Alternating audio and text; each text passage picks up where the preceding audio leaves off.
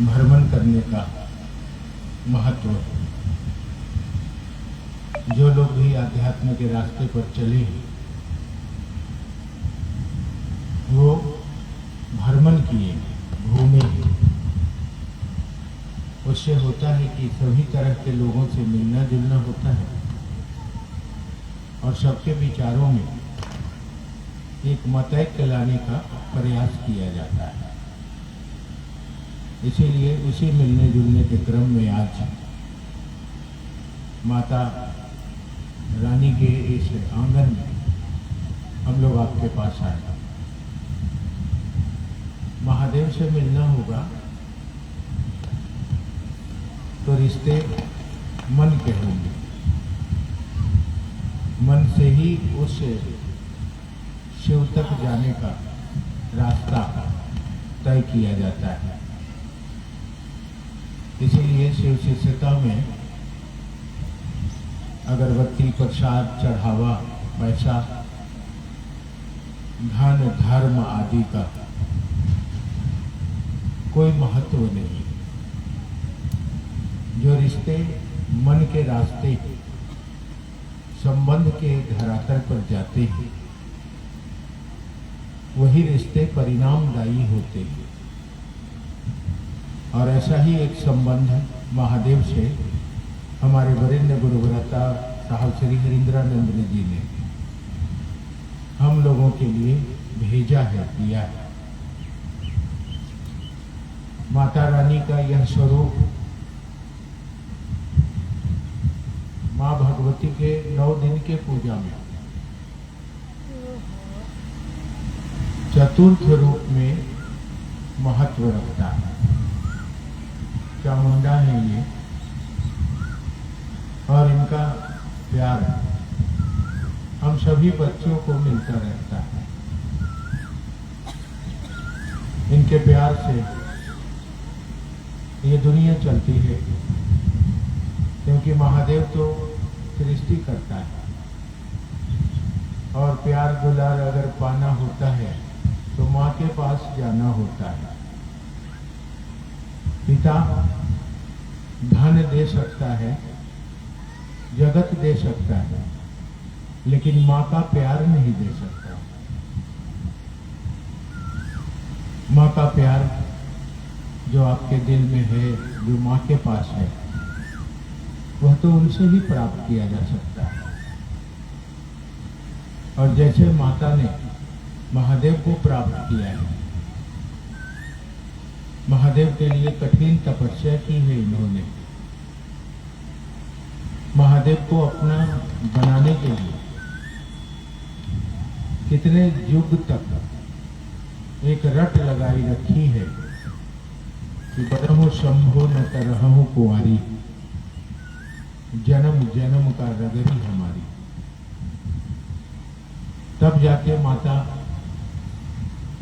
को महादेव प्राप्त होते हैं और शिव की अर्धांगिनी के रूप में माँ महादेव के हृदय में निवास करती है।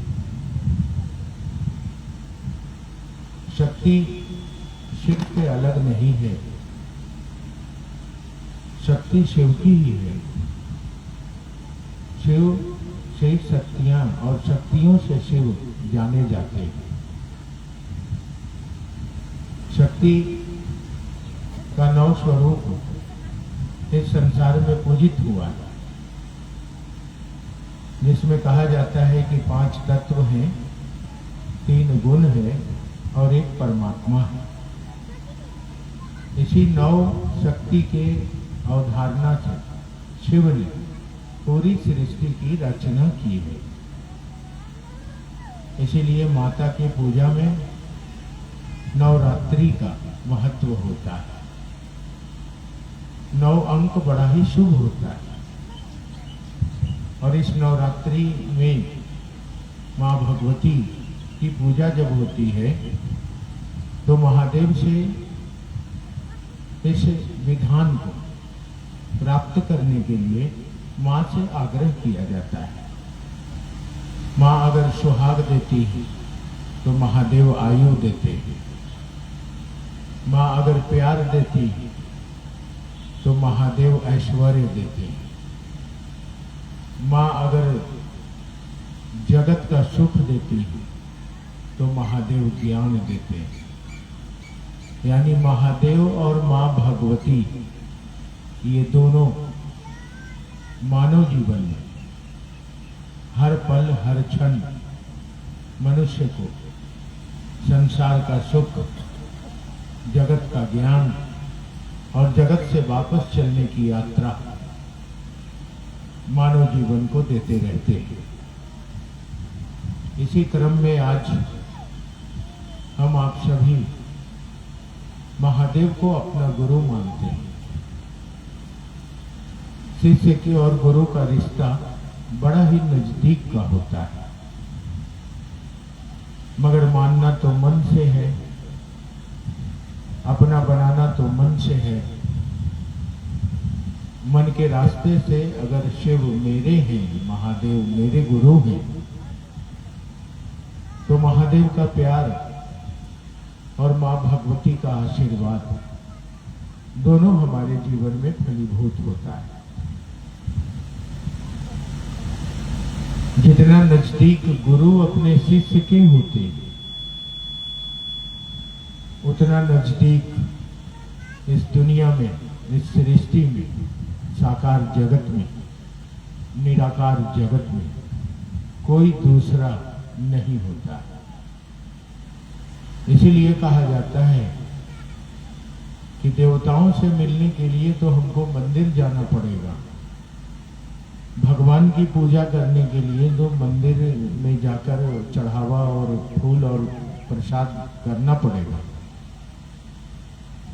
लेकिन महादेव से मिलने के लिए हमें किसी मंदिर और कहीं जाने की आवश्यकता नहीं होती। वो गुरु हैं, शिष्य के साथ वो पल प्रतिपल रह रहे हैं। आप देखिए तो शिव शिष्य बनकर कुछ दिन तक आप महादेव का काम करते हैं और फिर जगत का आकर्षण आपको अपने आगोश में ले लेती है। धीरे धीरे धीरे धीरे महादेव की चर्चा करने का मन नहीं करता, धीरे धीरे महादेव की चर्चा में जाने का मन नहीं करता, धीरे धीरे लगता है कि बेकार है।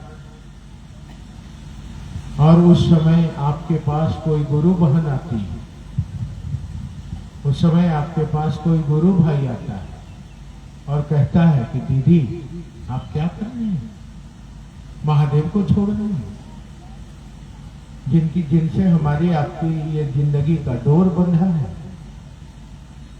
जो हमारे गति हैं, जो हमारे गंतव्य हैं, जो हमारे पिता हैं, आप उनसे विमुख हो रहे हैं। और तब फिर आप महादेव की ओर चलने लगते हैं, अपने रास्ते पर धीरे धीरे बढ़ने लगते हैं। वह गुरु बहन के रूप में, गुरु भाई के रूप में कौन आया था, किसने भेजा था उसको? रुपाऊ गांव में और इन इलाकों में घोषणा किए हुए तो बहुत दिन हो गए। आपने शिव को गुरु माना भी है, मगर जो महादेव चाहते हैं हम आप कर पा रहे हैं क्या? कर पा रहे हैं तो अच्छा है, अगर नहीं कर रहे हैं तो क्यों नहीं कर रहे? महादेव तो चाहते हैं कि प्रेम करो, महादेव तो चाहते हैं कि किसी भी धर्म, जात और संप्रदाय के लोग मेरे ही हैं, क्योंकि सब में आत्मा के रूप में मैं ही हूं। सबको अपना समझो। महादेव के दरबार में तो कोई धर्म भी नहीं, कोई जात भी नहीं, कोई हिंदू भी नहीं है, कोई मुसलमान भी नहीं, कोई सिख भी नहीं है, तो कोई ईसाई भी नहीं। वह तो ईश्वर है और ईश्वर अपनी इच्छा से इस संसार के हर कण कण में उतरा हुआ है। उसको क्या मालूम है कि तुम क्या हो, कैसे हो, क्या खाते हो, किस धर्म के हो, किस जात के हो। तो महादेव के तरफ से महादेव का काम करना ज्यादा उचित होगा। बहुत लोग महादेव के काम में अपना मन लगा देते हैं, अपना दिमाग लगा देते हैं, और महादेव के काम में तोड़ जोड़ राजनीति को ले आते हैं लोग यहाँ हैं, बैठे हुए हैं। मैं आता हूँ तो मेरे पास भी आते हैं, और राजनीति करने वाले लोग आते हैं तो उनके पास भी हो जाते हैं। तो ऐसे लोग भी आपके हमारे बीच में रहते हैं। शायद उनको महादेव से डर नहीं है, या वो महादेव के बारे में समझ नहीं पा रहे महादेव है क्या, या वो यह भी नहीं समझ रहे हैं कि महादेव के नाम की ये जो गूंज उठी है, इसमें हमारा आपका रोल क्या होना चाहिए, महादेव का मतलब क्या होता है। इसीलिए निम्न मानसिकता के लोग भी, सबके गुरु शिव हैं, यहाँ कोई बंधन तो है नहीं, लेकिन बंधन नहीं है, लेकिन अपने निम्न मानसिकता का परिचय महादेव के काम में नहीं देना चाहिए। ये मैं आपसे कहना चाह रहा हूं। महादेव का काम महादेव के नजर से होना चाहिए, यह मैं आपसे कह रहा हूं। हमारी आपकी नजर से महादेव का काम नहीं होना चाहिए। हमारे नजर में तो जगत है, धरती है, गंदगी है, राजनीति है, तोड़ जोड़ है, व्यापार है, अमीर गरीब है, जात धर्म है। तो हम अपनी नजर से अगर महादेव का काम करेंगे तो वहां कोई न कोई गलत काम हमारे द्वारा हो जाएगा, और उसका कर्म फल हमको आपको भोगना पड़ेगा। इसलिए महादेव का काम हमेशा याद रखिए कि महादेव के नजर से होना चाहिए, जैसा वो चाहते हैं वैसा होना चाहिए। तब न मेरा महादेव, तब न हम महादेव के। तो इस तरह की नाना प्रकार की कुप्रवृत्तियां हमको आपको महादेव की ओर बढ़ने नहीं दे रही। मां भगवती को तो नारद ने कहा था कि क्यों पड़ी हो इस शिव के चक्कर में, यह तो श्मशान में रहता है, यह तो अघोरी है, अवघड़ों का है, ये तो भूत पिशाच आदि का देवता है, क्यों पड़ी हो? मैं यहाँ पति लाकर तुमको दूंगा, छोड़ दो शिव को और मेरी नजरों से चलो। मगर मां भगवती ने कहा, नारद अब तो शिव के ही होके रहेंगे, अब शिव जैसा चाहेंगे वैसा ही करेंगे, अब शिव के सिवा हमारा कोई नहीं होगा। बरहु शंभु न त रहु कुमारी, जन्म जन्म का रगरी हमारी। उन्होंने तो नहीं छोड़ा। देव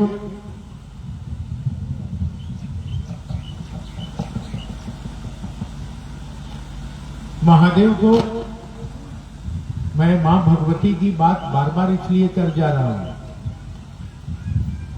क्योंकि मुझको आभास हो रहा है। मैं आपको खुल के तो नहीं बता सकता, लेकिन मुझको आभास हो रहा है कि यह स्थल माता रानी का स्थल है और जागृत है। तो मां ने तो शिव को नहीं छोड़ा, मां को तो बहकाया गया, बहकाया गया, देवताओं के द्वारा कहा गया, मुनि ऋषियों के द्वारा कहा गया कि शिव को छोड़ दो।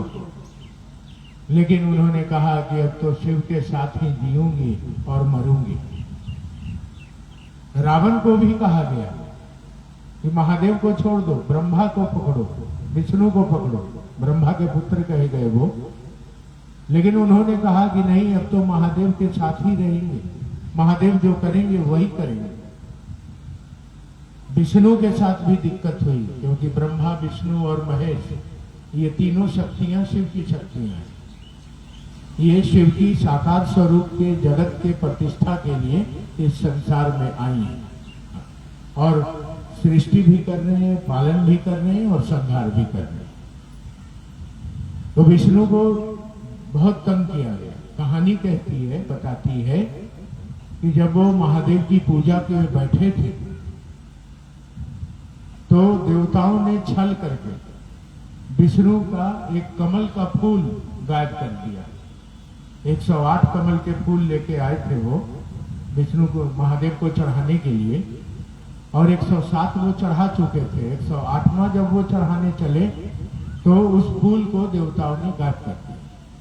फिर भी विष्णु नहीं माने और अंततः उन्होंने क्या किया कि छुरी उठा के अपने आंख को निकालने लगे और बोले कि आंख ही चढ़ा दूंगा महादेव को, क्योंकि आंख कमल नयन कहा जाता है। तब महादेव प्रकट होते हैं और विष्णु को सुदर्शन चक्र प्रदान करते हैं, देते हैं।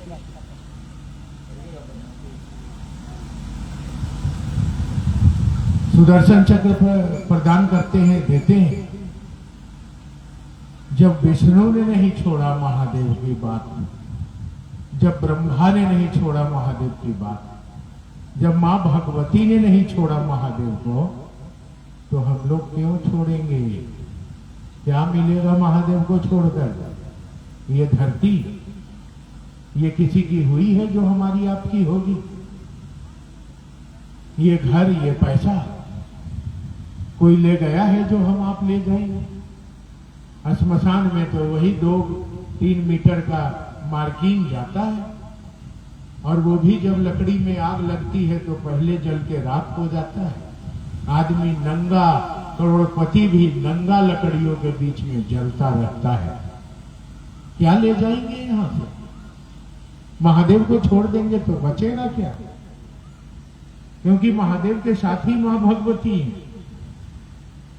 महादेव को जो प्रसन्न करता है, मां भगवती स्वतः प्रसन्न हो जाती है। महादेव को जो प्रणाम करता है, मां भगवती को प्रणाम हो जाता है। अलग से करने की जरूरत नहीं है। और शिव और शक्ति के सिवा इस सृष्टि में है क्या? किस चक्कर में पड़े हैं हम? जो आप घोषणा करवा लिए, शिव को गुरु बना लिए और इस धरती के आकर्षण में गंदगी को गीज रहे हैं। कोई ईर्ष्या कर रहा है, कोई जलन कर रहा है, कोई घृणा कर रहा है, कोई क्रोध कर रहा है, कोई पाप कर रहा है, कोई वैमनस्यता कर रहा है, कोई धरती को अपना समझ रहा है, कोई दौलत के लिए मर रहा है, कोई मकान गाड़ी आदि बनाने के चक्कर में लगा है, कोई 5 तल्ला बिल्डिंग ठोकने के चक्कर में लगा है, कोई बैंक में करोड़ों रुपया बनाने के चक्कर में लगा है। अरे ये सांसें छूट जाएंगी। ये कच्ची सांसों की क्या आशा? कर जाए तो बंद तमाशा। ये बाहर जा रही है, अंदर आ रही है, कमजोर है, ये नाजुक है, ये इन्हीं सांसों पर न जिंदा है हम। अगर ये सांसें बाहर जाएं और अंदर ना आए तो आपका बनाया हुआ कोई जागीर, कोई चीज आपका होगा क्या? ये दौलत, ये धन, ये गाड़ी, ये मकान, ये पैसे किसी के हुए हैं जो हमारे आपके होंगे?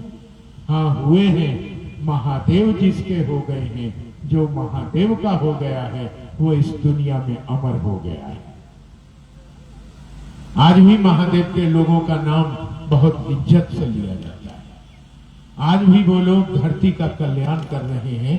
जब शरीर में नहीं है तो भी वो जगत का कल्याण कर रहे हैं। बहुत से महादेव के लोग, बाबा कीनाराम, आप बनारस कभी गए हो तो बाबा कीनाराम वहां हैं।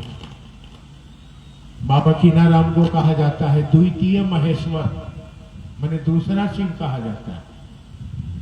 बनारस में एक श्मशान घाट है, मणिकर्णिका।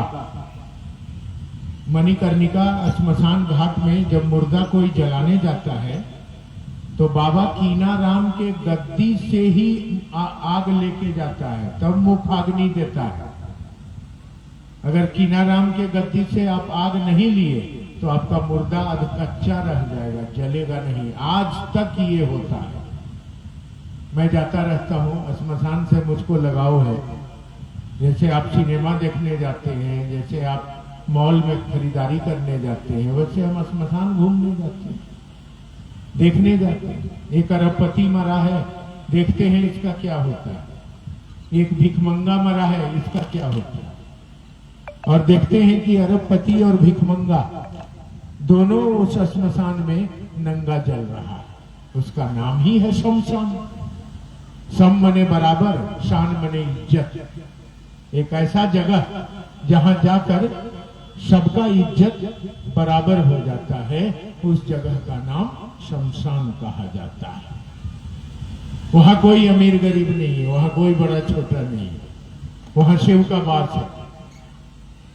तो उस मणिकर्णिका पर अगर कोई मुर्दा जलाएगा तो पहले बाबा कीनाराम के गद्दी से अग्नि लेके जाएगा, तब मुखाग्नि होगा, तब मुर्दा जल के राख होगा। आज भी कीनाराम में विश्व विख्यात है, आज भी गोरखनाथ विश्व विख्यात है, आज भी परशुराम को धरती जानती है, आज भी मच्छेंद्रनाथ, गोरक्षनाथ, आज भी श्रृंगी, आज भी बृहस्पति, शुक्राचार्य को दुनिया जानती है, क्योंकि जो शिव का हो गया वह अमर हो गया, और जो जगत का हो गया वो खाक हो गया, राख हो गया। इस दुनिया से वह नंगा इस धरती के भाव से शरीर तो मर गया, लेकिन आत्मा अब इस धरती में भूत प्रेत की जोनियों में भटक रही है। वह इस संसार में रक्त होकर रह गया। अभी तो चेत रहे आप, लेकिन वो समय आ रहा है, शमशान में आप हम लोग मिलेंगे आपको, क्योंकि महादेव का आदमी मरता नहीं है, शरीर मरता है। महादेव तो आत्मा है और मन चेला होता है। मन के चेला हो जाने के बाद वह जिंदा जाता है इस धरती से। एक वही है जो जिंदा जा सकता है, उसे साधु कहते हैं। साधु का मतलब कोई चोला धारण करना नहीं होता, साधु का मतलब मन साधु होता है। आज यहाँ बैठी हैं सैकड़ों हमारी गुरु बहनें, जो अपने पैसा खर्च करके, अपना खाना खाकर, अपना गाड़ी लेके, अपने घर से, अपने परिवार से झूठ बोल के और प्रताड़ना सह के गांव गांव में महादेव का काम करती हैं और घूमती हैं। वही साधु हैं। इस कलयुग में साधु का चोला बदल गया है। आप अगर उस चोले में साधु को खोजेंगे तो वहां तो व्यापार मिलेगा। अगर प्रवचन करने बाबा रूपों में आएंगे तो 10 लाख रुपया का चेक पहले चला जाएगा, तब आएंगे। अगर बाबा आएंगे तो वहां उनके लिए अलग से भोजन का इंतजाम करना होगा, अलग से व्यवस्था करनी होगी, तब आएंगे। ये तो प्रोफेशनल बाबा हो गए, ये तो पैसा लेके चलने वाले लोग हो गए। इसीलिए हमने कहा कि कलयुग में साधु का भाव चेंज हुआ है, साधु का प्रारूप बदला है। साधु कौन है? जो अपने पैसे से महादेव का काम करते हैं, जो अपना खाना खा के धरती पर लोगों को महादेव से जोड़ते हैं। ऐसे लोग साधु नहीं होते जो कंगन बांध लिए, घोषणा करवा लिए और बोलते कुछ है और मन में अंदर अंदर कुछ और चल रहा है। वो सोच रहे हैं कि इतना आदमी आएगा। हम लोग चाहते तो यहाँ अभी 10,000 20,000 लोग आते हैं, लेकिन हम लोगों ने तोड़ा है। बैठक है ये। आज दिन भर 3-4 जगह हम लोग मिले हैं लोगों से। अगर एक जगह जमा करेंगे तो भीड़ हो जाएगी। भीड़ से हमको क्या लेना देना? लेना देना तो परिवार से है।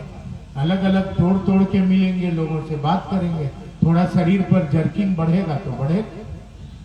तो साधु उसी को कहते हैं जो परोपकार में लगा हुआ है, दूसरे का उपकार चाहता है। साधु उसको नहीं कहते हैं जो पर मुंडे फलहार कर रहा है।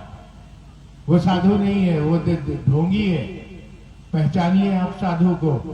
अब आज के जमाने में आपको साधु दिखेगा, जींस पैंट वाला दिखेगा, सलवार सूट वाला दिखेगा, साड़ी वाला दिखेगा, वह साधु होगा जो आपके गांव आया होगा और आपका 1 गिलास पानी भी नहीं पिया होगा, आपका 4 आना पैसा भी नहीं लिया होगा, आपके यहाँ आकर व्यापार नहीं किया होगा, आपके यहाँ आकर गाड़ी भाड़ा और अपने लिए कोई चीज का डिमांड नहीं किया होगा और आपको महादेव देने आया होगा, आपके दिल में महादेव उतारने आया होगा, वही साधु होगा। आज के साधु का भाव और परिवेश दोनों बदल गया है, क्योंकि शिव की बात चल रही है ना। जब शिव उतरेंगे, बड़ी सत्ता है ना, वो सबसे बड़ी सत्ता है ना, सृष्टि के सबसे बड़े देवता है ना, 100 प्रतिष्ठित देवता है ना। एक शिव और एक भगवती, ये दोनों 100 प्रतिष्ठित हैं। इनको प्रतिष्ठित करने की जरूरत नहीं है। हम इनको माने या ना माने, ये हैं, थे और रहेंगे। ये शिव हैं और ये शक्ति है जिनको आदि शक्ति कहा जाता है। और ये आदि शक्ति शिव की शक्ति कही गई है। जा शक्ति है शिव शक्ति। तो ये शिव और शक्ति की बात है, ये बड़ी सत्ता की बात है। उस बड़ी सत्ता, वो बड़ी सत्ता जब जगत में उतरेगी तो बहुत बड़ा बदलाव करेगी। छोटी मोटी सत्ता होती तो छोटा मोटा बदलता। कोई आदमी गुरु होते तो कहते कि मैं मांस खाने वाले को चेला नहीं बनाऊंगा, मैं झूठ बोलने वाले को शिष्य नहीं बनाऊंगा, मैं नीच जाति वाले को अपना चेला नहीं बनाऊंगा, मैं शूद्र को अपना शिष्य नहीं बनाऊंगा। और जब शिव गुरु होंगे तो कहेंगे सभी धर्म, वर्ग, जाति, स्थान, लिंग आदि के लोग शिव के शिष्य होने की सहज पात्रता रखते हैं। आओ मेरे पास, मैं तुझको ज्ञान दूंगा। तो बदलाव हो गया ना।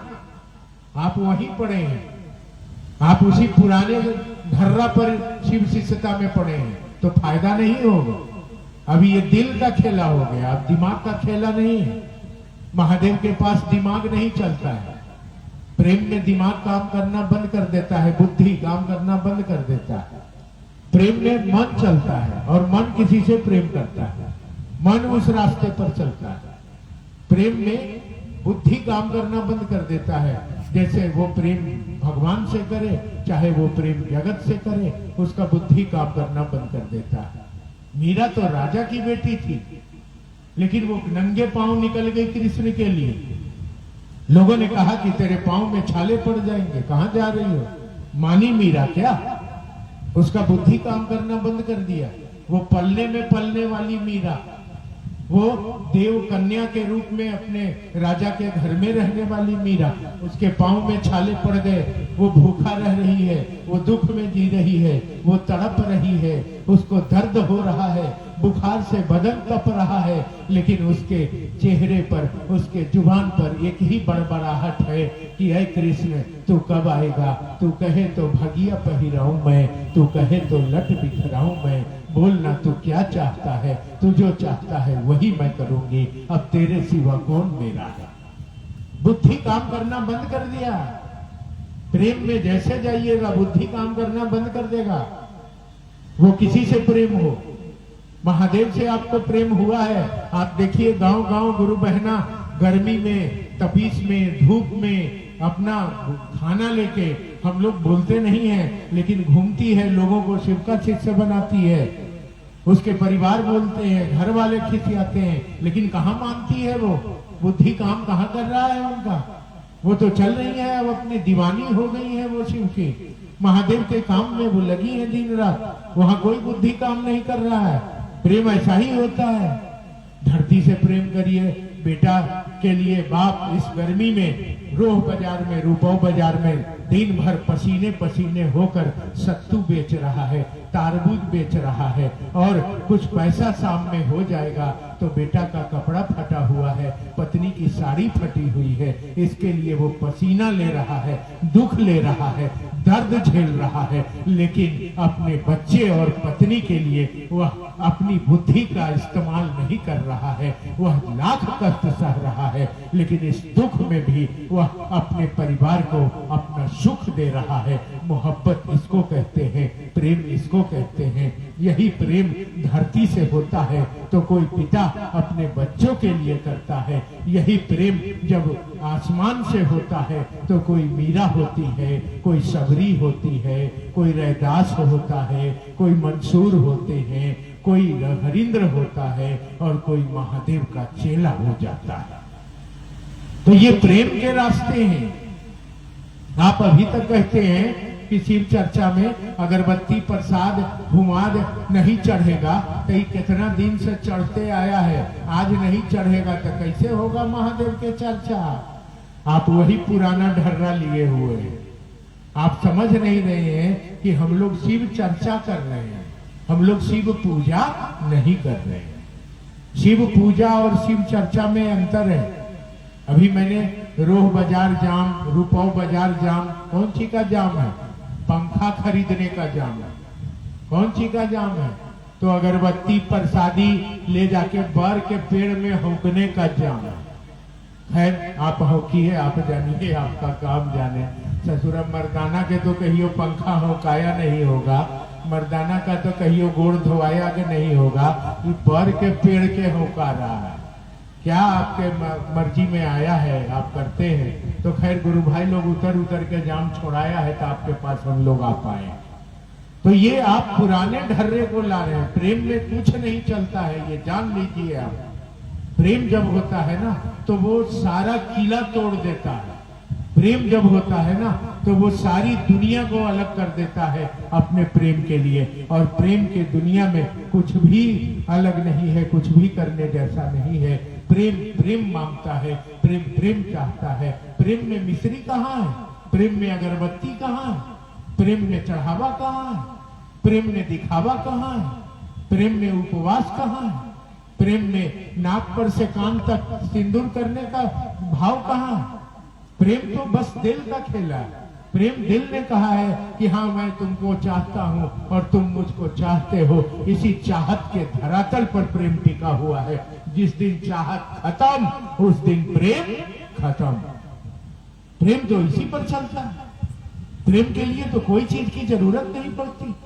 माँ कहाँ अपने बच्चे से तो प्रेम करती है, तो बेटे के लिए तो वो अगरबत्ती नहीं जलाती, पत्नी के लिए तो पति अगरबत्ती नहीं जलाते। तो प्रेम है ये शिव की शिष्यता, ये जान लीजिएगा। और आप करते हैं शिव चर्चा, तो शिव चर्चा मतलब गप सप करते हैं, बातचीत करते हैं। चर्चा माने गप सप बातचीत। तो गप सप करने के लिए कोई कलसा पर नारियल धर के गप सप किया जाएगा? बेटी के बियाह के गप हो रहा है रूपो गांव में, इतना पैसा देना है, खेत बेचना है, तब तिलक देना है। तो पहले बेटी के बियाह के चर्चा करे के पहले कलसा और नारियल रखा के अगरबत्ती जलाया जाएगा, तब होगा चर्चा बेटी के बियाह का। जमीन खरीद